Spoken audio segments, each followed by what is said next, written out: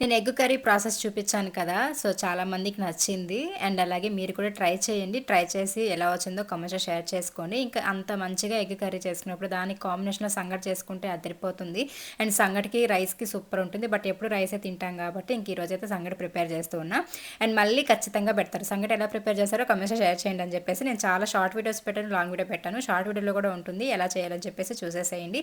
And మంచిగా నేను రాగి పిండి అనేది ఎక్కువగా వేసేసి సంగటి అయితే ఇంకా ప్రిపేర్ చేస్తున్నాను. చాలా వరకు కుక్కర్‌లో కూడా ప్రిపేర్ చేస్తారు. బట్ నేను ఇంతవరకు ఎప్పుడు కుక్కర్‌లో చేయలేదండి. నాకు రాదు కూడాను అలా పర్ఫెక్ట్‌గా.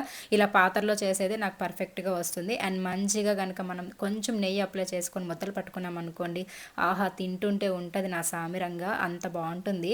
అండ్ మీరు ఈ సంగటి అలాగే ఎగ్ కర్రీ ప్రిపేర్ చేసి తినండి. మళ్ళీ మళ్ళీ చేసుకొని తినకపోతే అప్పుడు అడగండి నేను చెప్తాను.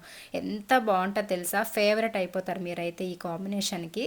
అండ్ నేనైతే ఇప్పుడు టేస్టింగ్ టైం అనమాట. టేస్ట్ చేసేస్తున్నా. ఆహా! అదిరిపోయిందండి నిజంగానే. వేడి వేడి సంగటి, వేడి వేడిగా ఎగ్ కర్రీ వేసుకొని తింటుంటే అసలు అమృతం కూడా అవసరం లేదండి. అంత బావుంది. ఇప్పుడు చికెన్ రేట్లు కూడా పెరిగిపోయాయి కదా! కాబట్టి ఈ కాంబినేషన్ ట్రై చేయండి ఎగ్స్ తోటి.